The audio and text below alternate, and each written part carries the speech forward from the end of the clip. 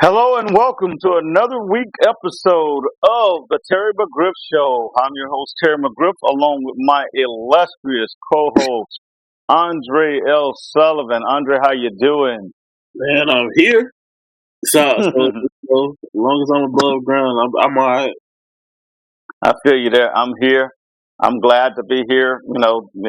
Just another day above ground is always a good day, regardless of what goes on in the world. Had some pretty crazy events happen in the last 24 hours with the conviction but we're not going to get into that. We're going to leave some of that social media and social justice stuff alone for today because we're going to talk a lot of draft today. We're going to talk about, some fun stuff to get everybody a little bit minds off of that stuff. We want to bring sports back to where it was about sports and about away from your daily lives. But yeah, it's just going to be a fun episode. Once again, we want to talk about, hit that like button, hit that subscribe button if you're loving what we're doing for you. Also, definitely take care of our sponsors, Watch Game Film, She Car, and Team Sportswear Direct, along with the Women's Tackle Football League. Hey, let me just tell you, man, it's just going to be, it's getting closer and closer to draft day. We're a little over a week away. And, all the stuff is going on, all that draft rumors. You got people doing second and third pro days, trying to solidify their status or, get their names out there or try to move their stock up. And it's been pretty interesting, especially with these quarterbacks doing these extra drafts. I thought that was kind of interesting that they decided that they were going to do that. That they would absolutely just, I think the Rams actually had, no, it was either the Rams or the 49ers sent one of the quarterbacks a little script. I believe it was the 49ers sent one of the quarterbacks a script to see if they can run their offense. I'm like, okay, we'll see what's going on because there's a lot of rumors of what's going on with that third pick. But yeah, we're going to get into our real quick topics real quick. We're going to talk about the draft war room this week. How teams make up their draft board, what goes on a little bit in those war rooms. Also, we're going to talk about, these people that slide on the day of the draft, or something happens, something comes out, and then next thing you know, they're sliding down the board, and you're like, wait a minute, I thought they'd be drafted before that. Second, the next thing you want to talk about is our mid-round diamonds. I mean, you can get some great picks. I mean, we were talking about a couple of weeks ago about all these tight ends that are great, like Kelsey and all those guys. How we got them in the third round. Some of these mid-round guys, a lot of diamonds in the rough. So it's going to be interesting about that. And then lastly, I want to talk about how and has COVID-19 tainted the draft, meaning what the things that COVID had to do affect with this, and we'll discuss all that. Big topic today, so I'm really anxious to see how that goes out there. So let's start with this draft. Now, I'm pretty sure you've been around plenty of war rooms, understanding a little bit of what's going on in these drafts.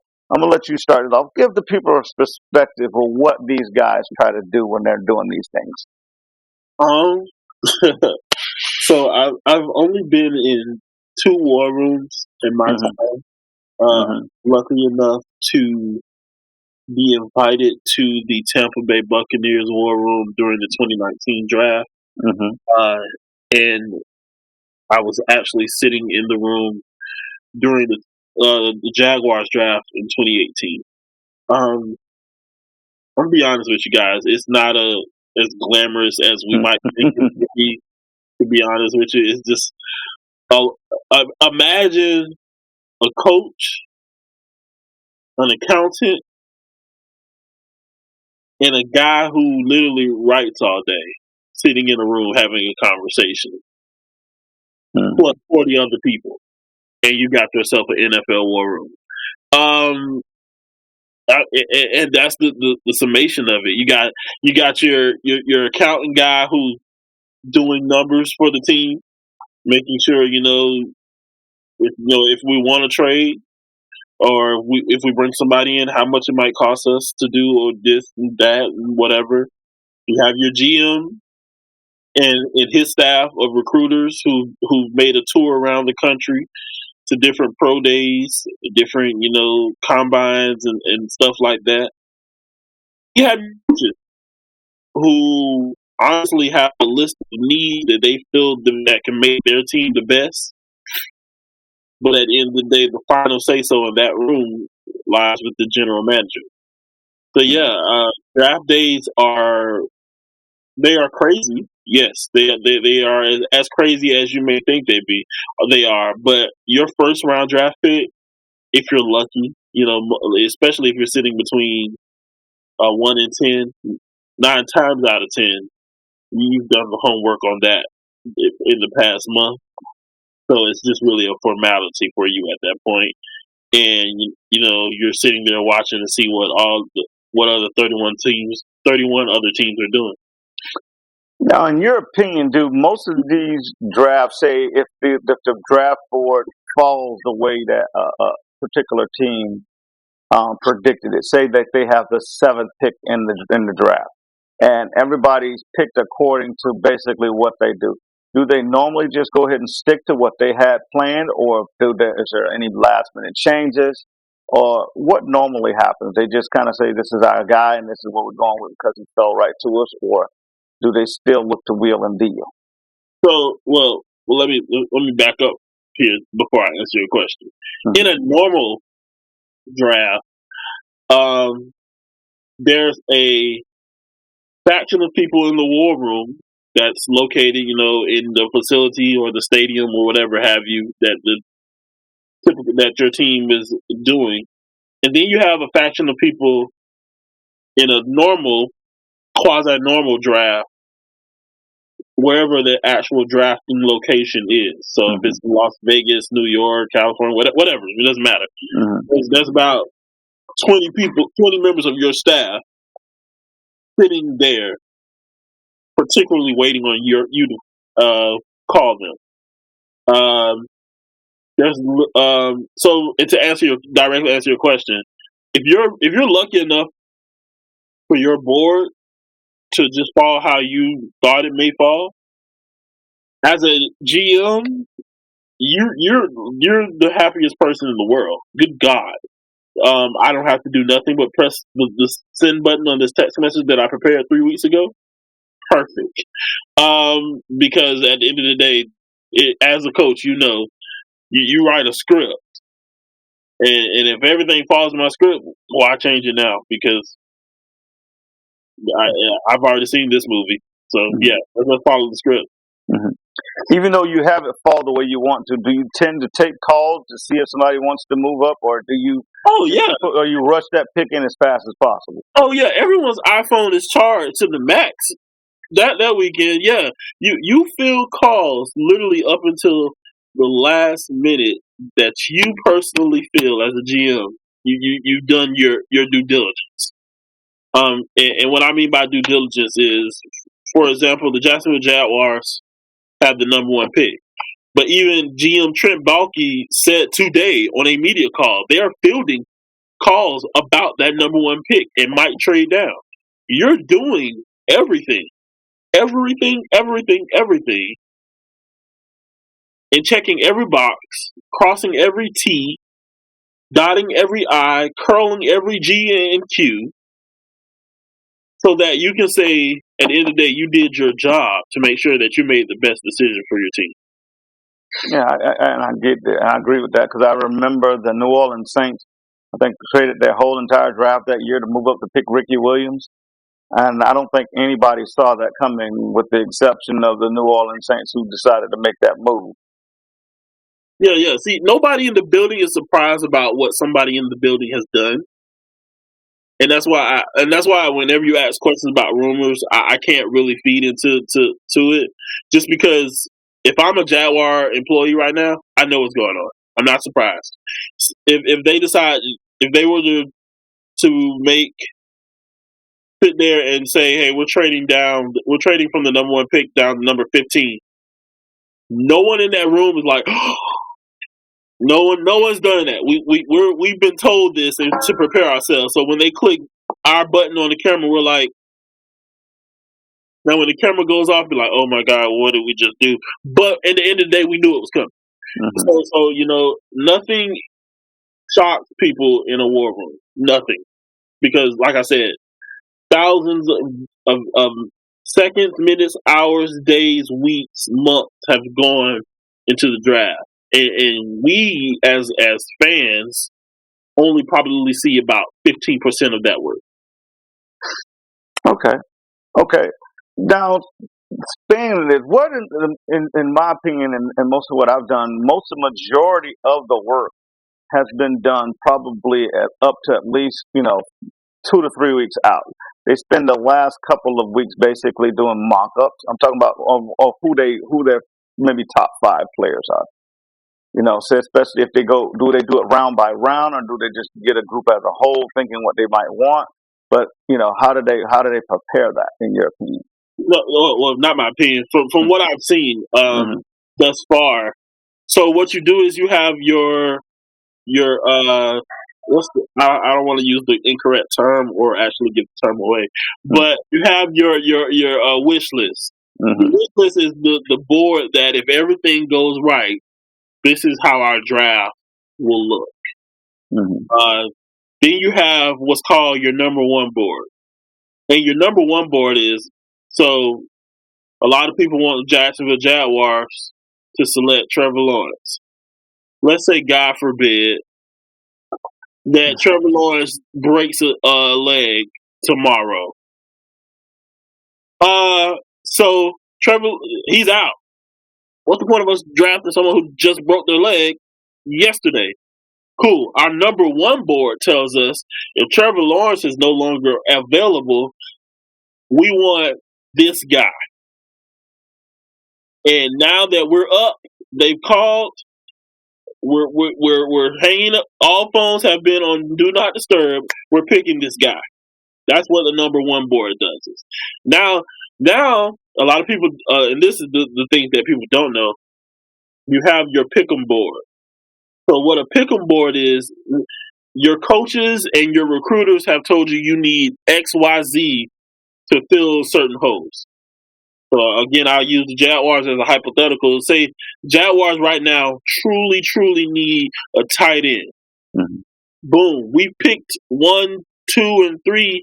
Okay, now it's time to start making sure that we get what we need out of this grocery store. All right. Well, our pick'em board says, hey, we need a tight end, and we haven't scratched that off. Now we look to our number 1 board. Who's the best tight end that we have left on the board? It's you. Guess what? Our wish list just came up. Boom. Throw that ticket in before anybody else can call us. And so that's how it works. You have those 3 boards to basically kind of give yourself a script through the draft. Obviously, sometimes it doesn't go as planned. But those will help most people get through it. Okay, that makes sense. That gives everybody a kind of a taste of it. Now, is there a lot of anxiousness in those war rooms? I know you said everybody pretty much knows what's going on, but are they anxious, or are they more relaxed?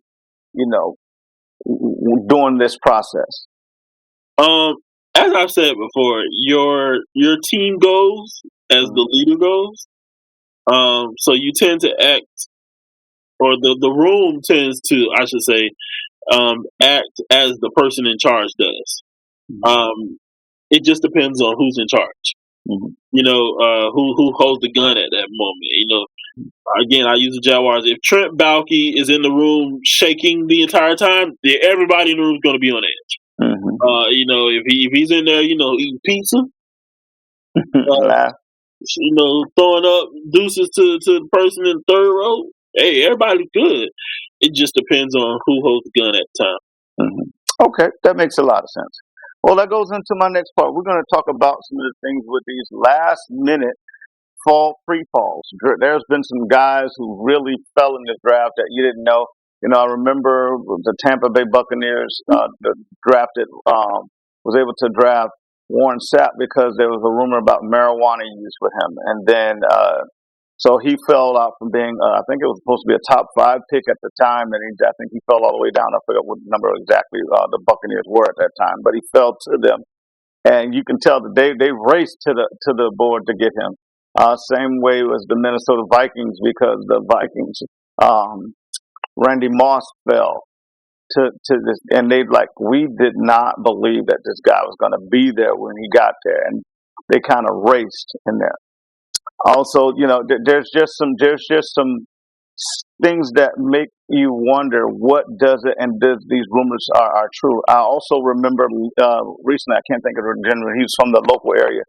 He was ended up being drafted by the Miami Dolphins with the University of Ole Miss.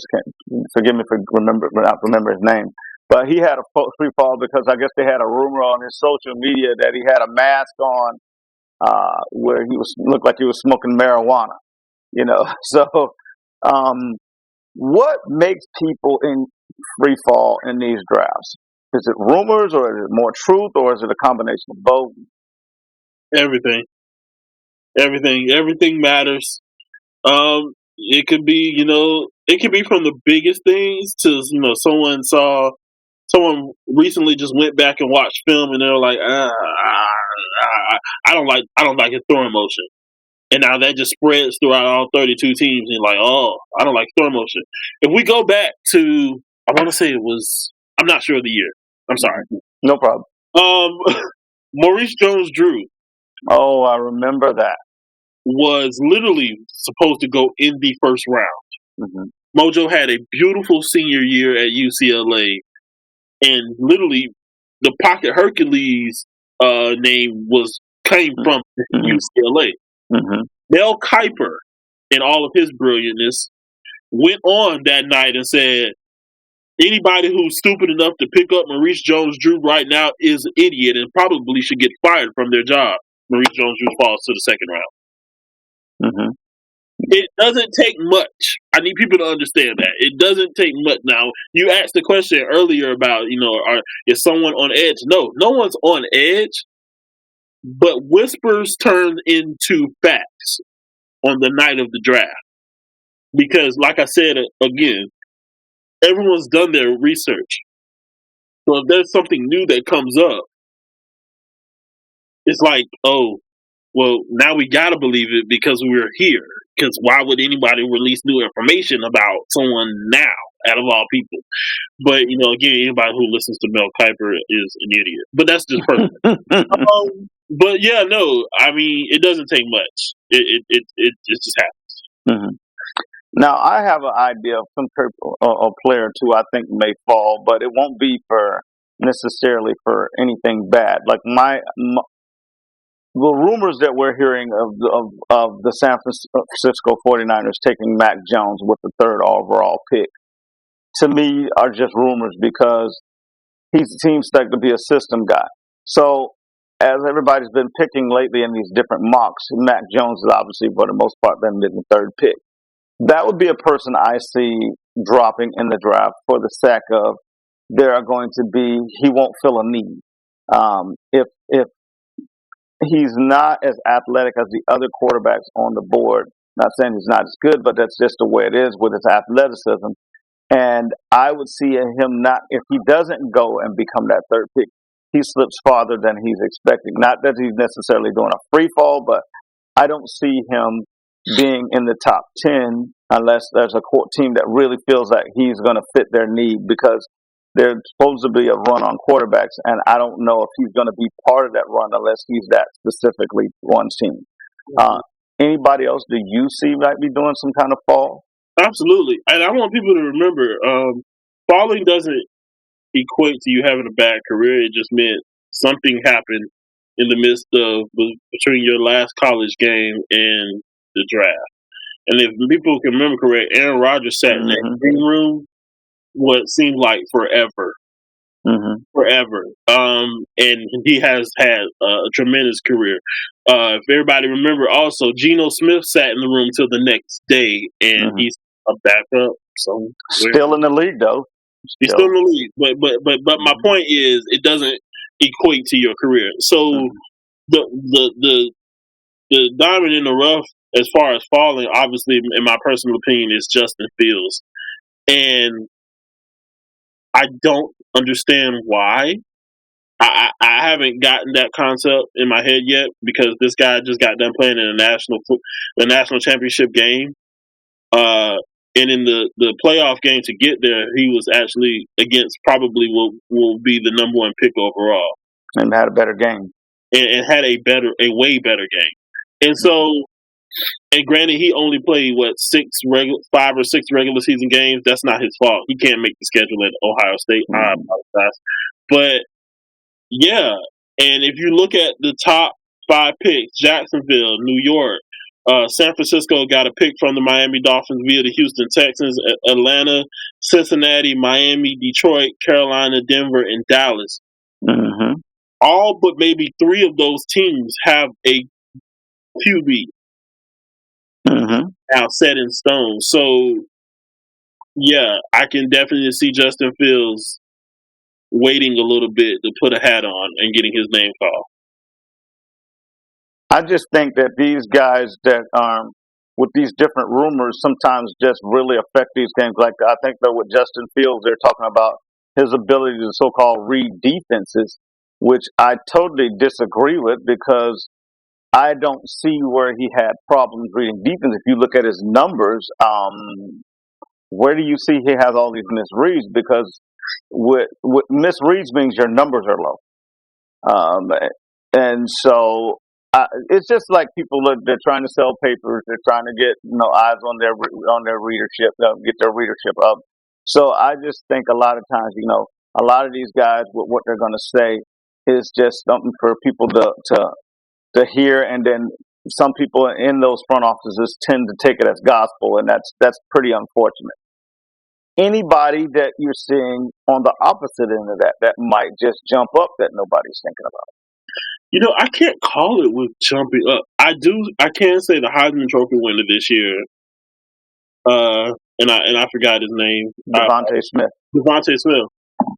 I don't think he's going to be sitting as long as we think he is. Granted, Lamar Chase, has been thrown into the conversation and a lot of other wide receivers, but I don't see Devontae waiting as long as we think. Now, granted, I can't see a top 10 pick unless, like I've been saying for a long time, Jacksonville Jaguars do something crazy. Mm-hmm. But right now, the way it's lined up again, yeah, if he jumps up, if he gets his name called in that first 15 picks, surprise. Yeah, I agree with you on that. I think that would be one of those guys that will be a surprise. Let's go to our next topic. Because we've been loving what we're doing with this draft. We're saying people going up and down. Most of the teams build their draft when not necessarily in the first round, but in the middle rounds. I would say 3 through 7 is when you pick up some guys that end up doing some great stuff for you. Here in Jacksonville, you want to just pick up the 3rd round pick the Jaguars got of Unique Ngakoue. Ended up being a absolute steal for him. I mean, really, that year they had picked up Dante Fowler, but you really, whatever you lost in production because of the lack of what you got out of Dante Fowler, you kind of just picked up with his pick. So it almost like you didn't lose a 1st round pick because you got 1st round pick production out of your 3rd round pick and 3rd round production out of your 1st round pick. So you just happen to give the money to the wrong person, really, at the time. But the production ended up being there, especially for the 2017 season. There are a lot of guys that I see, in my opinion, that's going to be good. I wanted to point out one that I've seen with my own 2 eyes play a couple years. And I don't see him as a 1st, maybe even 2nd round pick, but I think he's going to come in and have a really good year. A young man named Kelvin Joseph from the University of Kentucky. He's played, and the reason I've seen him play in all the SEC Eastern games, and he was always seemed like one of their top cover guy while he played, and always played the guys well. He's the only person I actually see was able to give even the challenge to Kyle Pitts on a couple of plays, which that's very hard to do. But I'll also say that Pitts didn't get the best throws on those plays, but That's a guy that I've looked at, and you looked at. You can go back and watch his tape. He's done a good. He's done well. I'm sure he's. Some people picked him to be a third round pick. I don't see him jumping up, but that's the type of guy that you can see that's going to give you value that might end up being being in the league 7, 8 years or so. Anybody that you see that you've been watching or heard about lately? Oh, absolutely. And it's crazy that his name has not been thrown in. And I understand why. The last time we saw this young man, he threw, 3 picks in the first quarter? And from there, his career was mud. And I don't get why. And granted, his last time putting on the orange and blue helmet was awful. But the fact that we haven't been mentioning Kyle Trask as a guy who's going to have a long career is almost problematic for me. And granted, I was hired to cover the Gators for the last 2 years of my life, so I might have a little bias. But granted, I don't. No, you don't, because you're a Sonos fan. So I was getting ready to say it. I'm not a Gators fan at all, and I probably give it to the Gators the raw end of the stick most of the time. But having a person who spent 5 years at one university, and that one university being the University of Florida, because that quarterback room has always had talent. And I hate to admit it, but it did. And having been, it's hard being a backup, first of all, but being a backup behind someone you can outplay, it's even harder. And I can only imagine Kyle Trask sitting in the room next to Felipe Franks, like, you know what, you scrub, I know I'm better than you. I know I'm better than you, but they like you more. And so whatever. And you're a 4-star recruit. Right, like it's I don't know, maybe it's me, but whatever. But anyways, 5 years at Florida. In his last 2 years, played all 12 games, and just balled. People just literally his freshman year went from 0, sophomore year 0, junior year 22 attempts for 14 completions. Then his senior year 354 for 237 completions. Then his fifth year returning 437 attempts for 301 completions. And he ended his college career, people, with only 15 interceptions. I don't. That's a stat that is so underrated right now. But it's hard to end a season, like one season, with single digit interception numbers in college, because DBs in college fly. And he played all SEC games. And he played SEC games, and then his touchdowns in his senior year alone. Were 43 touchdowns. 43? Like, listen, I know the last time we saw him lace up a pair of cleats and put on a helmet, it was bad. It was awful. But it was without with all these guys that he's playing. Kyle Pitts was going to first round pick. Kavarius Tony was going to first round pick. Grimes was all those guys are going to be playing in the NFL, and he didn't have them. He didn't have them at his disposal. I get all that, but at the end of the day, Kyle Pitts didn't throw the ball. Kyle Trask did. I get it. I get it. He had a bad game. And we're gonna put the blame on him for it, because it was him that had that bad game. But at the end of the day, the body of work is way more positive than what he's. I won't even say that. What I will say is the good outweighed the bad with this guy, and not to even more say that. I'll say this: Kyle Trask is worth the gamble, and he's going to fall to second or third, obviously. Unless those lower tier teams just say, "Hey, here goes a great QB, we'll make him a backup for a few years," But Kyle Trask, to me personally, right now, outside of maybe Justin Fields, right now, Kyle Trask is rated the 6th best quarterback in the conference. behind someone who played D2 and behind someone we just heard 2 months ago. Mm-hmm. Mm-hmm. And so, outside of Trevor Lawrence and Justin Fields, I don't understand why he's number 6. Yeah. But I don't make those lists. So once again, it's all opinions. It's politics. We get it. Hey, but at the end of the day, if we're talking good QBs and somebody that I can look to the future and say, hey, cool. If we put him under center, it'll be good. Kyle Trask would be that guy. Mm-hmm. That's a good one. Now I got one more that I like to talk about that and his was an injury situation, but I see Pro Bowl after Pro Bowl if he has good fortune and can stay on the field. Young man called Dylan Moses, linebacker out of Alabama. He's projected to be around a 3rd round pick. Now he was a 5-star talent coming out of high school. Had some unfortunate luck with knee injuries, but when he's on the field, he is the alpha male of the alpha male. And that great linebacker lineage that Alabama has been putting out lately, I see him talent-wise is probably, if not the best talent-wise, one of the top 3 of those guys that ever wore that crimson at that linebacker position, and that's saying a lot. If this gentleman stays healthy, whoever gets him in the middle of the late rounds is going to have a guy that's probably going to be there on at least 2 or 3 contracts that they're going to have to put that man on, or he going to go free agency real early and make some money. Because that young man there can go get it. He can get it. He can just flat out get it done. He can run, hit. He's one of those guys that can do the run, hit thing. He can cover. He can read. He can lead.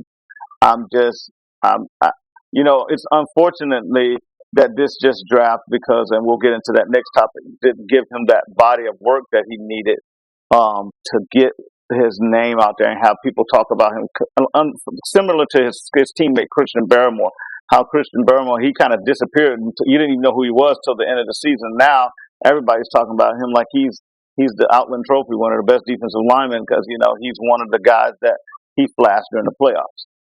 So he's one of those guys that I like. Okay, just look out for Dylan Moses. Now, going to that leads us right into our segue right into our last topic of the show. We're talking about, has COVID-19 tainted this draft? And what I mean by that is, because of all the things that everybody had to go through, the lack of games. Some people got 10, some people got 5, some people, and some people only got their pro days. Did this season and COVID-19 really majorly affect the scouting and things that get these guys out, and also the play? Because, give you an example, Trey Lance, he played all of one game, so you got body of work, and you got a lack of knowledge base on a lot of these guys. Not a lot, but a lot, especially these guys who didn't start 2 or 3 years, but they came on lately. Oh, well, here's my take on it.